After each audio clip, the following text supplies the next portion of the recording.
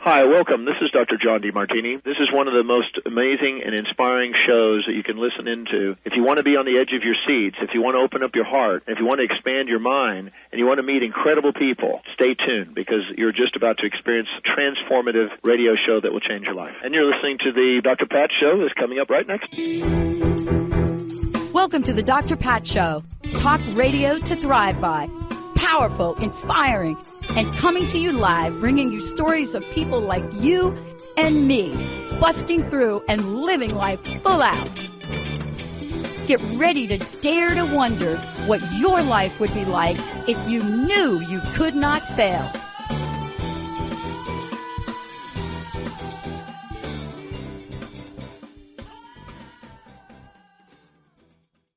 Hey, everybody, welcome. It's so great to have all of you tune us in and turn us on. We've got a great show for all of you out there. Ellias Lonsdale's joining me here today, Lonsdale, actually. What we're going to be talking about is what I love to talk about. I love to talk about the stars. I love to be able to talk about, our fascination with them, right? Ellias has written a great book, 360 Degrees of Your Star Destiny, a Zodiac Oracle. And today I want to introduce you to what his work is about and what he's done. Kind of like a lot of us, you discover something in your life, you discover an impact. And then what you do is you look it straight in the face and there's something that pulls you that wants you to learn more. And I think you all know what I'm talking about. It's not always about the stars, or it's not always about, something else going on in the world, but you know what that feeling is like. And so he has been out there firsthand looking at this territory of traditional astrology, classes, books, and breakthroughs. There was a major turning point. And you'll hear about that today. And what happens when we look to the stars? Why have we been doing it since the inception of who we are? What is it that fascinates us so much and really creates a hunger for us to want to know more? What will we learn on this journey? That's what today's show is all about. And do the stars play a major role in our everyday lives? Benny, I was really struck by something the other day, and you and I have shared moments of this in our time together. Jamie is our producer at TTR, but Benny and I we've gone through the walk of life and have done shows and have been part of seeing people pass away way too soon. And Benny, the other day, I watched The Bodyguard again for the 50 millionth time. A lot of times. A gazillion times. Could be your top five there. Top five. Top five. Mm-hmm. And I watched it again, and I was in awe of Whitney Houston. Now, I've watched this movie before, but I had this moment where I asked myself, if she could have only ... And I just watched her brilliance in this movie and just had a moment of recognition for what an amazing talent she was. And then I ran into the same situation with Michael Jackson, where I'm sitting there and I'm going through a couple of exercises and Thriller comes on. You got that one? And you start to ask yourself questions about destiny. How is it that you watch people in your life? And I'm not even going to bring up Prince, because I still to this day, I still don't think Prince and David Bowie are gone. I'm sorry. I think they're somewhere with Elvis. But what is it about this extraordinary life we live? And sometimes the conundrum about how a person's lives will take this turn and twist. But today's show with Ellias is about looking at the 360 degrees of our star destiny. How do we use this? How do we look at our sun sign and then other planets in our birth chart? How do we look at them? How do we interpret them? What sense do we make from them? And when we move into the progression of some things, like you've heard me talk about Mercury in retrograde, Mercury is our ruler, but Jupiter is my planet. And when I talk about these things, I know very little about them, but I'm intrigued. Today, how does astrology help us see deeply into our lives, our shadow, what we're questioning? And what is it about us in this journey that through these insights can make sense? You know, what is it about my 4 planets in Capricorn and my moon that explains the first 40 years of my life very differently than the next? But then again, I'm not an expert, but Ellias is. Ellias, welcome to the show. It's great to have you here. Thank you. We've been looking at the stars like when? Since the time of what? Since people could look up, right? Mm-hmm. Yep. A fascination with them, our interpretation of them, our stories of them, using stars for predictability of when to plant a crop and when not to plant a crop. Let's talk about the fascination, but more importantly, there's a reason that you have dedicated your life to this understanding. What was it in your life? What was it? What obstacle, what challenge were you faced with where you said, I need to understand this more and then help other people understand their own relationship with the stars? What was that? I belonged to a commune in 1969 in New York City. And the commune broke up, as they always did. And when it did, it was like a shattering of everything. And a few months later, I was visiting another such commune in Boston. They call it Boston. And at this commune, they were believers in astrology. They weren't in the commune I'd been, but suddenly there was astrology everywhere. And somebody showed me in a book, Grant Luai's book, heaven knows what, my sun in Taurus and my moon in Sagittarius. And I knew nothing about astrology. And that moment, it just hit me. This person who wrote this book knows something about me I need to know. So I started to study it. And I traveled all around the country, hitchhiking and visiting communes and other communes and visiting ashrams and all such things. And my question was, what are the stars trying to tell me? So I was looking up at the moon everywhere I went. And I was starting to do readings for people, even though I didn't know anything. And the readings were tremendous, which didn't make any sense. Obviously, I had some star intuition going for me. And then when I started to really work with it, my whole life changed. Oh. Because all of the spiritual world started opening for me. And ever since then, it's been my spiritual path. Astrology usually isn't anybody's spiritual path. It can be an adjunct, but it isn't your spiritual path, but it is mine. Mm. And what that means is that I don't divide it up into a mental thing over on the side. It just permeates everything. I'm given guidance. I'm part of vaster worlds. You know, I live the stars. And this has been happening now since 1970, well over 50 years. And all throughout, even when my mate died in 1993 and my entire life completely changed, at every point, the stars have been my guiding light, and now more than ever. Mm. You know, I love the way you describe it, and you described your own personal journey, but I even love more the way you talk in the language that you invite us to participate in. Right at the get-gate from your book, what I loved about this is, you know, the notion of activating the planets, just right out of the gate. And, when I started to read this and I started to think about this is a new way to see things for me.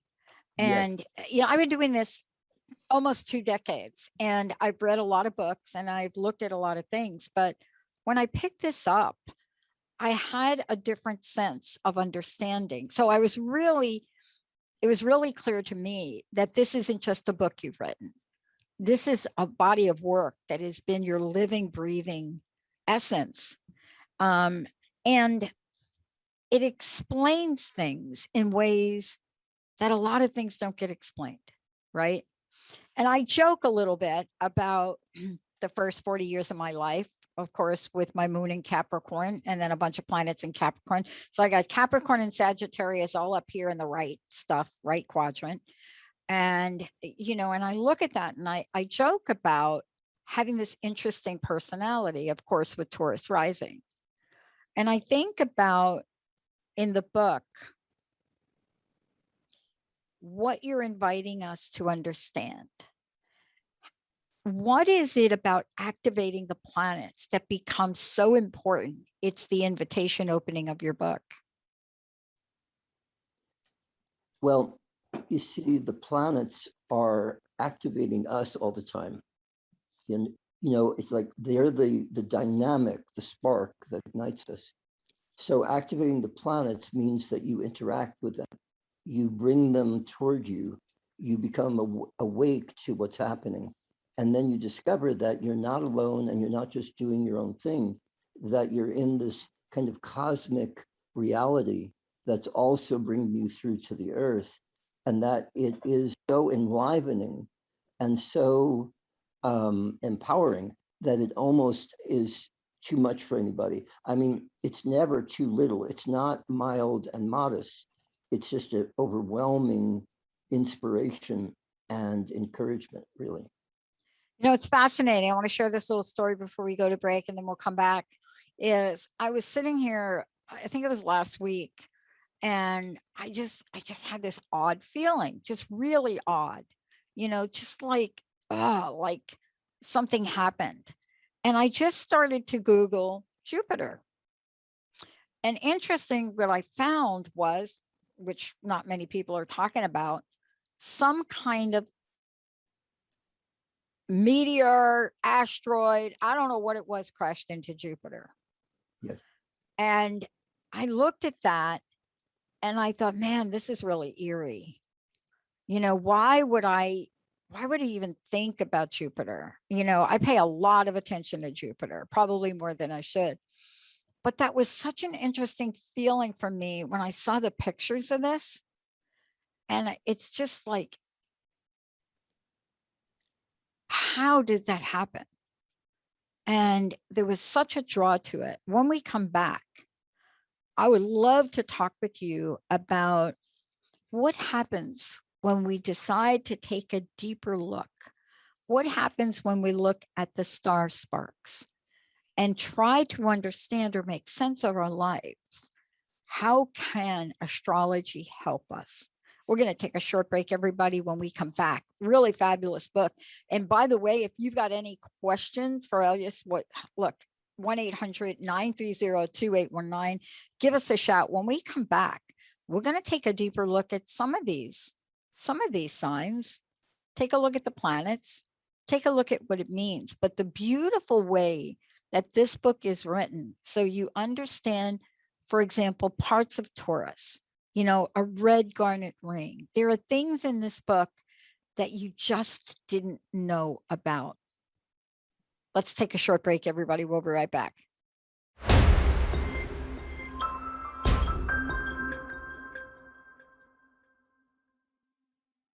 Hey, everybody, welcome back. It's so great to have all of you tune us in and turn us on. Thank you so very much for doing that.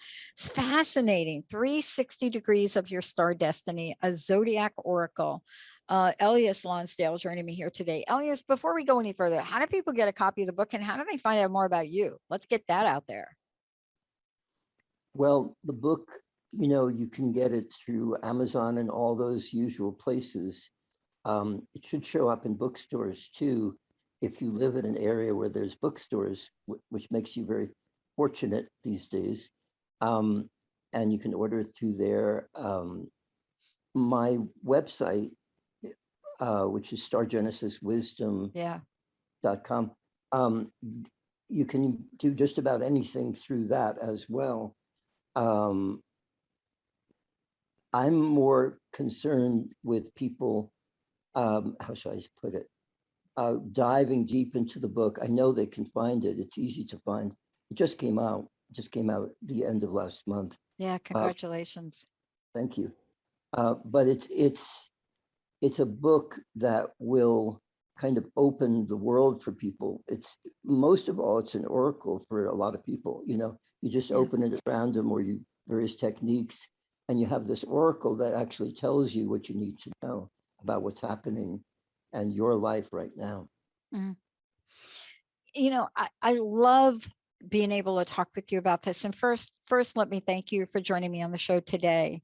And I want to just tell everybody, when you go to stargenesiswisdom.com, it's an amazing site. But the other thing you're going to find is there is a 3-night teleclass you can download. I mean, there's just so much that Ellias is bringing to the forefront here. And so please take a look at it. There's also teleseries, recordings, you know, looking at frequencies, right? I love this. I love the conversation about the Great Return, but more importantly, let's talk about the book for a little bit, because one of the things I love as I went through the book, I mean, one thing led me to ask another question, which led me to ask another question, which led me to ask another question.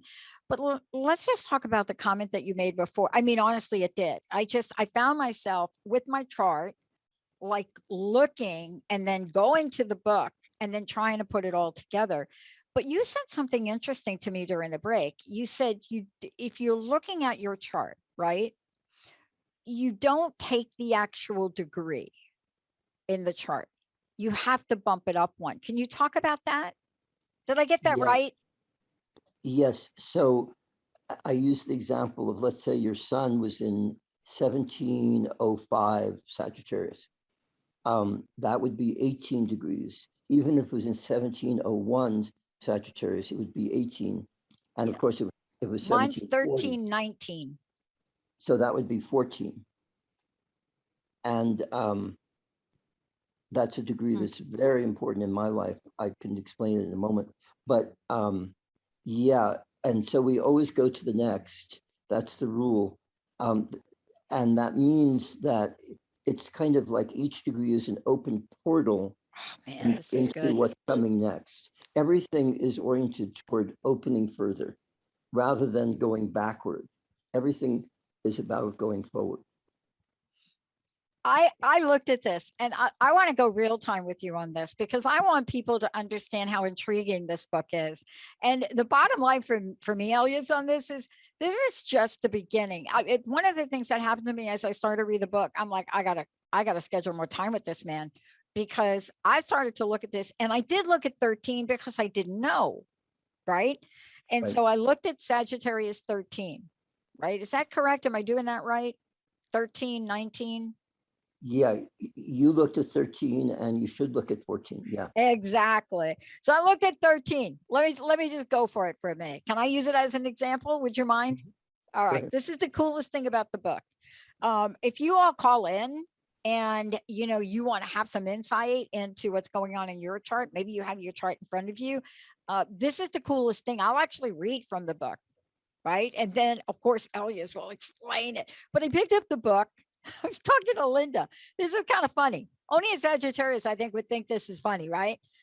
Sagittarius 13, an embalmer at work on a mummy. And I read that and I was like, I love the way you descriptively just nailed some of these, right? Because most of the books that I've read, they don't really get at the core. They don't get at the heart-centered part of this journey. And I started to read this, and then I thought, I got to talk to you about that. But then I find out, well, wait a minute, it's really Sagittarius 14, a terrarium filled with carnivorous plants. And I thought, I think I want to stay with the mummy one. I mean, I honestly did that. I was like, wait a minute. Okay, now it's 14. I go from, working with the mummy one, which I really liked, but then I read this. This is so insightful to me. And let me just share a little bit of it. And then, by the way, just going to joke with you a minute about it. And then as I looked at it, I was so grateful that I wasn't 15. Just saying. It says we are captured inside a world where every life form consumes every other life form. We take this as a given. We adapt to it so greatly that we no longer sense the cues our body gives us when we're in danger, when we've gone too far, when we've swept away by plans and ideas and lost it to this world. Then we need an extreme, I love this. You got to help me out here though, so I don't just go into like a tailspin. Then we need an extreme impact to reach us and turn us around. Boy, are you so right about that. Preferably some archetypal cycle of experience that matches the collective frequency of going too far with our own variation on the same theme. It's called obsession, just in my language. We need to get it all at once, that it's happening everywhere and right here, and that something has to shift fast, or else we'll be goners. Like, I'm thinking, like, is this man in my mind? Are you, is this guy like sitting with me down in my, but here's what you say. I just love what you've done here. I hope people get this book. And then it says, the funny part is that as soon as we show up for this level of confronting reality, it changes into an entirely different story altogether. If that is not so my life. And it goes on to say, we had previously seemed to be self-evidently in attack, a terrible predicament, a lost momentum, turns right around and shows us that the gift is as bright as the outlook was bleak. Now we can embrace the gift as enthusiastically as we adapted to the blight. Then we crack through to a reality different from what we have known before in any world. This is a stunner. All the chaos is outside. All the turbulence cannot reach through to us. Instead, we are in the eye of the storm and we are cooking up a different world to be in. Our great challenge will be to empower that radical impulse unconditionally. Then we can discover that we have an answer, a creative response to what seemed to be just impossible. For we know that if we say yes, inside the great no, structures topple and the light returns. And I thought, that is so insightful. I think that when people read this, they'll be able to relate this to their lives. And can you talk about this for a minute? Because this is so part of a high-level synopsis of my life.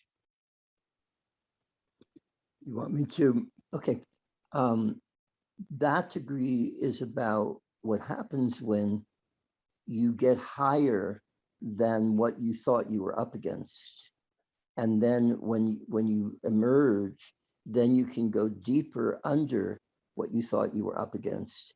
And you discover that above it and below it, it's a different reality. And that surface drama that it describes at the beginning part is just a kind of sensationalistic thing that happens when we're impressionable and not quite there, not quite all there. But then when we get higher and deeper, then we discover we have a much greater range to us and that nothing really can do anything to us unless we insist upon it, and that it's completely up to us. You know, I was thinking deeply about this, and I've read several others of these, and that's what I said. I'm totally intrigued about this. What I was really struck by is how amazingly accurate and let me just ask you about the interpretation of these, because I'd like to talk to you when we come back from break about a couple of others. But what I was really struck by is, as I was reading this, I flashed back on, I had to lose my job after 24 and a half years. That had to go. That had to happen. I was not meant to retire. I was meant to do something else. And if that didn't happen, I don't think I'd be here today. I'd still be back in New Jersey. Do you know what I mean? And I could point to different times like that. But what's most interesting is how many points in my life I found yeses out of no's. And I just have started to think deeply about that. I wanted to ask you this. I want to talk about it when we come back. People will be astonished when they read the book. When we come back, I'd like to hear from you. What has astonished you most about your discovery, about what you've learned, and about what the guideposts might be for people listening to the show? Because there's so much information and richness in this that I'm telling you, this has just blown me away at how much you've been able to put to words where many people have not. Let's take a short break, everybody. The book is 360 Degrees of Your Star Destiny, a Zodiac Oracle. If you happen to have your chart up and you could tell us, like, where's your sun and what the degrees are, maybe we can have some fun with you. 1-800-930-2819. When we come back, I got a question. How do we read the solar return? Does that have a basis for anything? You know, does the time that we're in now and where the planets are and will be, can they become guideposts? And what is it about those early years now that may make sense? Stay tuned. That and much more. Great book. We'll be right back.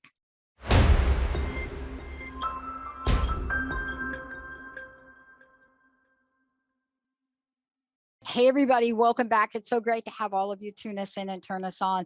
You know, I love this. I love this book and I love what Ellias does. Please, I want you all to make sure you know how to get a copy of the book. But more importantly, it really is fascinating to really take a look. And I mean this, take a look ahead and look at, you know, what are some of the things that Ellias is bringing forth? If you go to stargenesiswisdom.com, not only will you find the book, you'll find teleclasses, you'll find ways to connect, you'll be able to schedule readings. You know, he and I, Ellias, you and I were talking during the break, and we were having a Jupiter moment during the break. And I was telling you about this sense I felt, and you were sharing something that really hit me hard. And let's talk about this in the context of how the planets move, how they change, right? From birth to maybe a solar return. But that date that you mentioned, July of 1994, is that what you said? July 16th? 16, yeah. Okay. Do you know what happened in 1994 on that date? In what I got a sense? letter from that doctoral school, that program. I had been on a waiting list. I never thought I'd get accepted.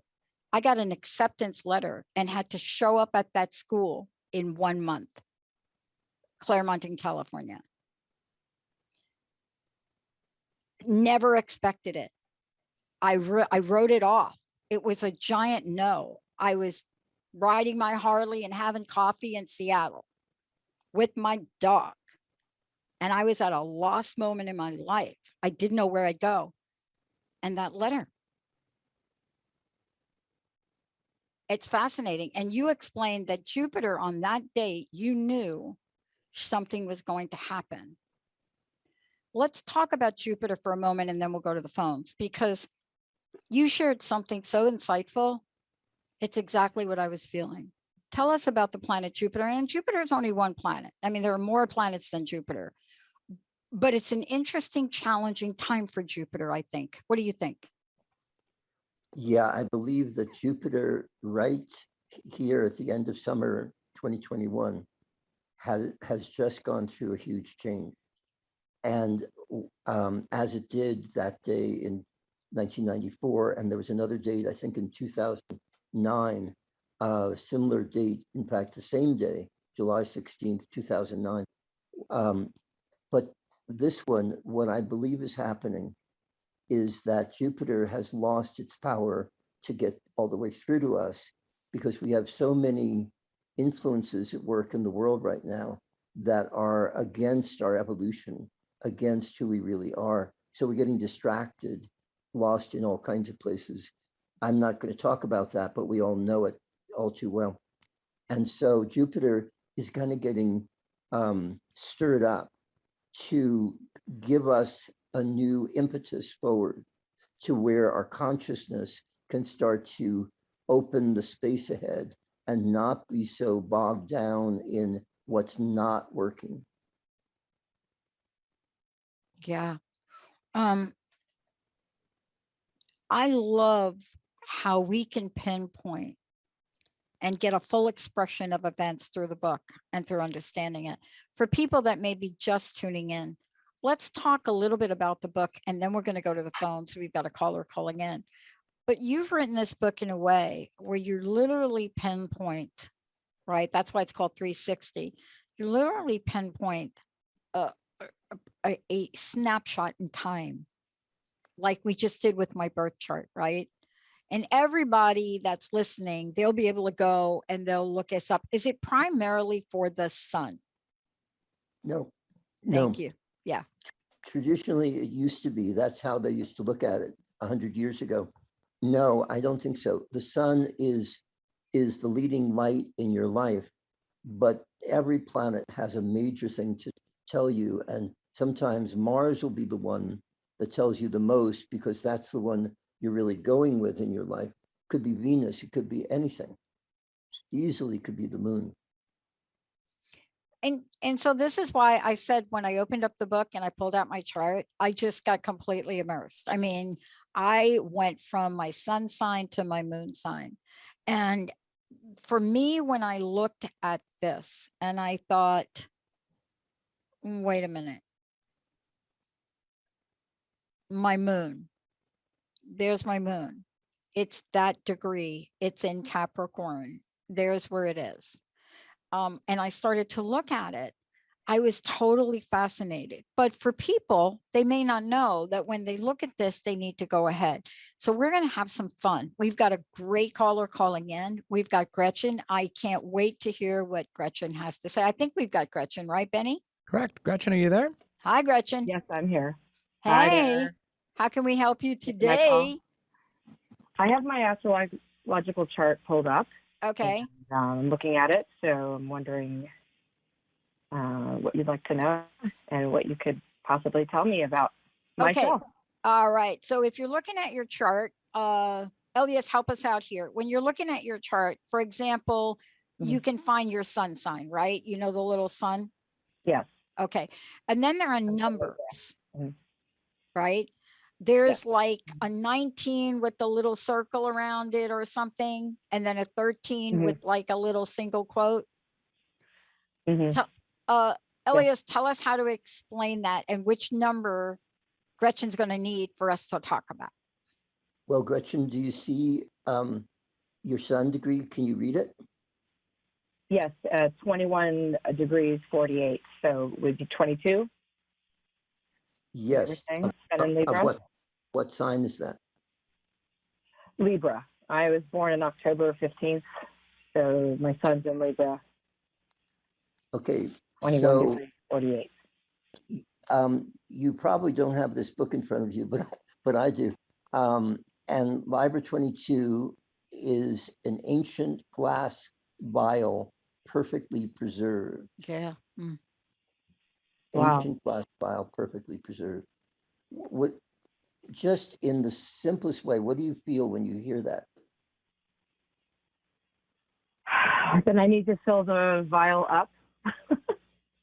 Yeah. It won't be empty, and I need to fill it up. Yep. Because it's not broken. It's perfectly preserved, and it's been around a long time. Yeah. It feels like a vessel, or it should hold a potion, perhaps. That's what I said when you said that. That's really powerful.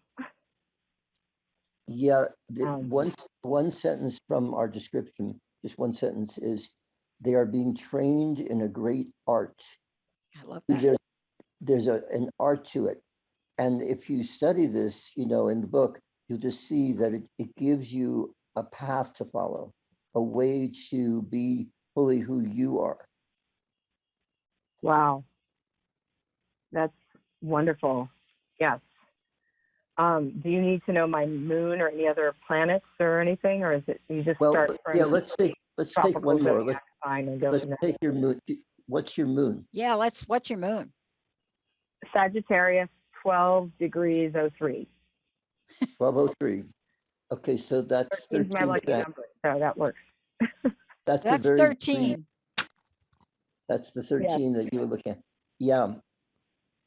So the symbol there is, and as she mentioned already, Pat mentioned, an embalmer at work on a mummy. Yep. And Wow. I'll just read you the first sentence, which is old thought forms, ancient wisdom, and fresh experiences all show the same picture from different sides.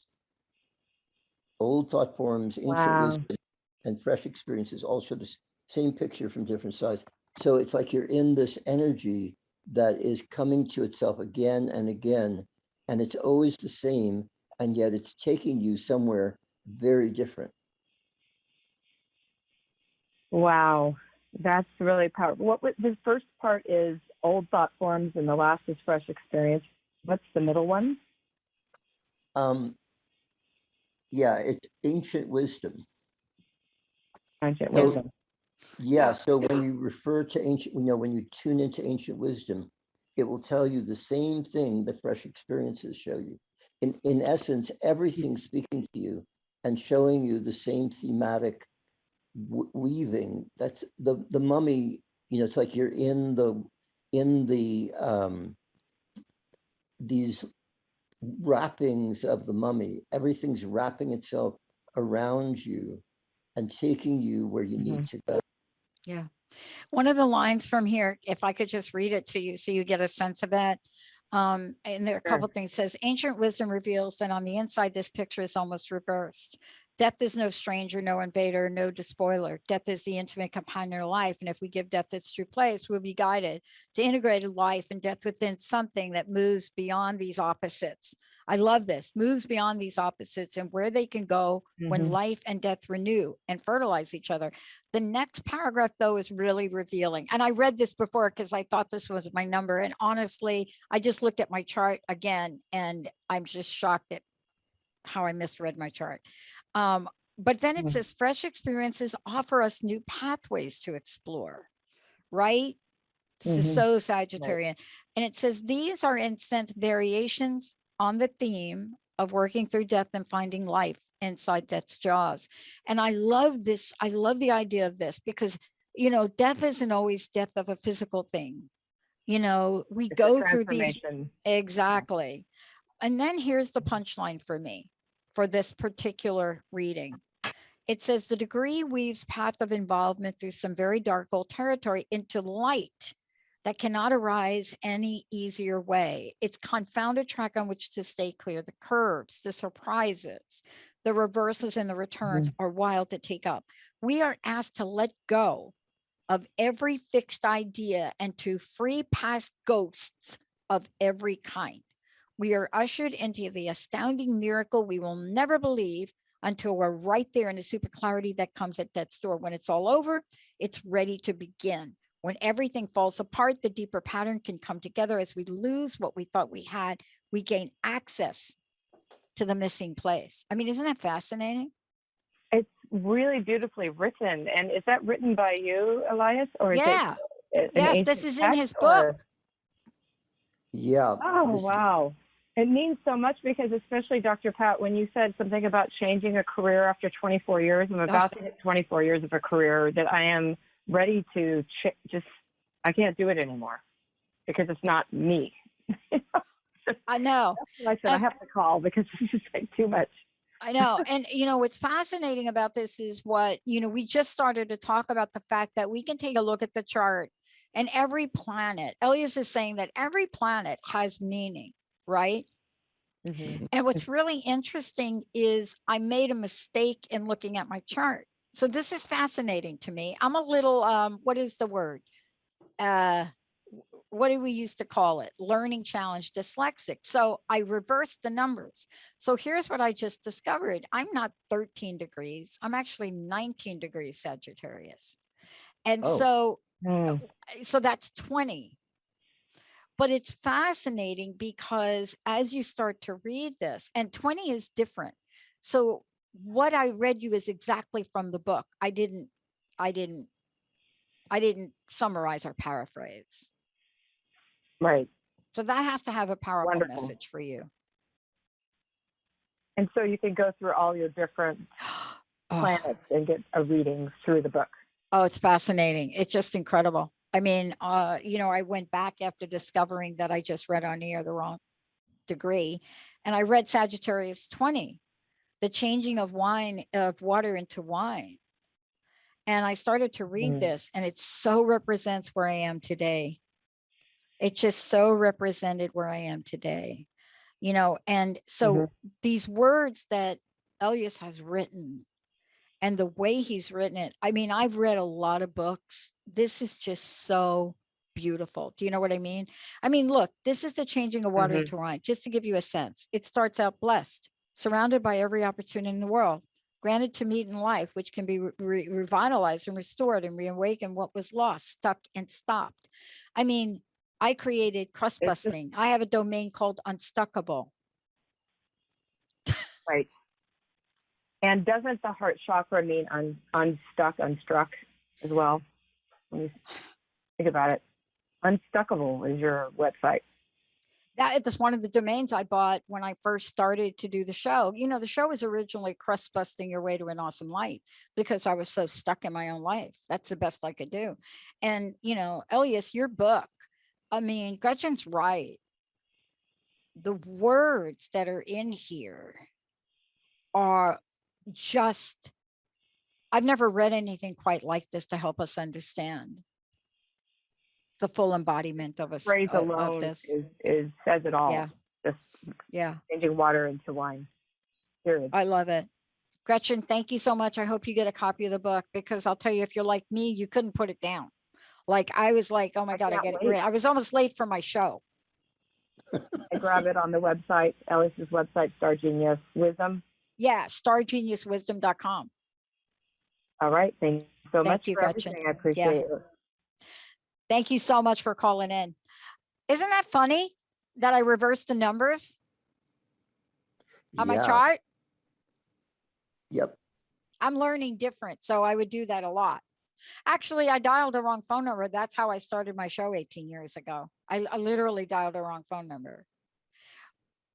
But these words are so beautifully written. I mean, can you talk about, I know we've got a few minutes left. It doesn't matter what page I go to. These are powerful explanations. What's your vision for people that are experiencing this book and your wisdom? What's your vision for us? I feel that we're at a huge verge that the Jupiter impact suggests, but there's other things too. We're at a huge verge in the evolution. And what we need is to focus on seed ideas, living impulses that are going to take us forward from here, because we have a massive amount of influence trying to pull us back or tending to pull us back. And we need this kind of progressive evolutionary dynamic to take us forward. And to me, it's a matter of a kind of intimate engagement with our own real destiny. And I feel like that's, I've been working on this forever, but now's the time we need it the most. Yeah. It comes out into the world now. I'll tell you, it's so powerful. I didn't read Sagittarius 20 out loud.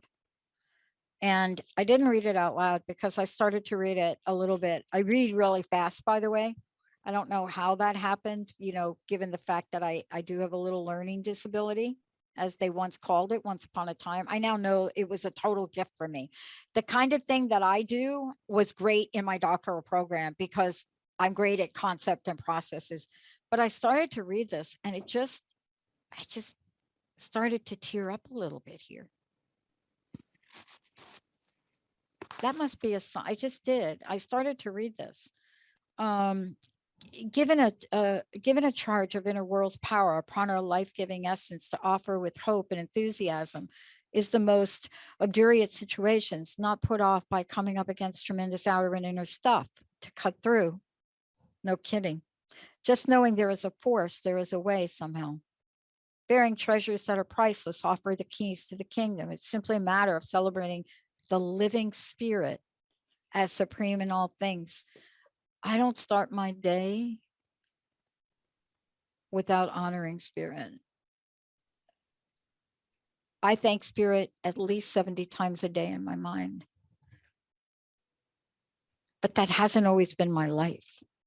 That's what I find so fascinating. You say we are entering the mystery of soul remembrance. What does it mean when we can recall a fragment fashion of all good and essential things and can never forget them? Not only is this powerful, but I am on your website scheduling a reading with you, because I think people will find when they read this book, you get them.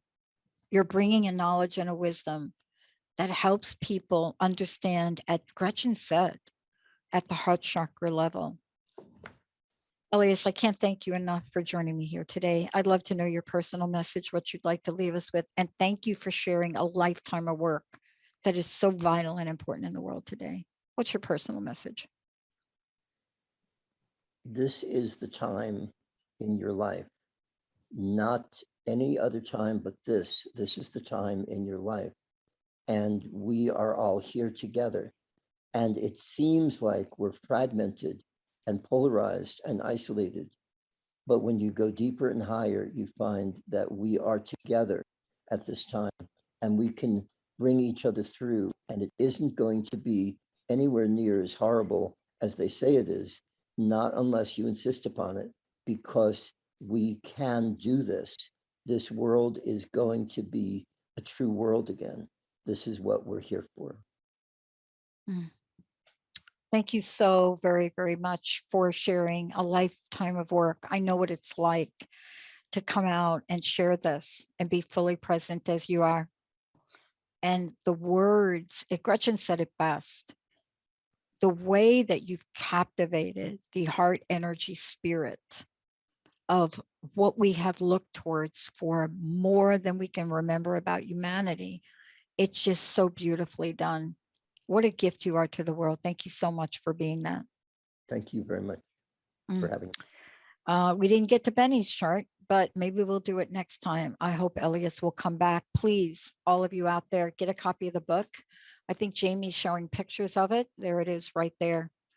You can also schedule a reading with Ellias as well. 360 degrees of star destiny. It's so beautiful. I'm going to have to read this in my meditation time and just fully embark on it. Thank you all. We'll see you in a minute.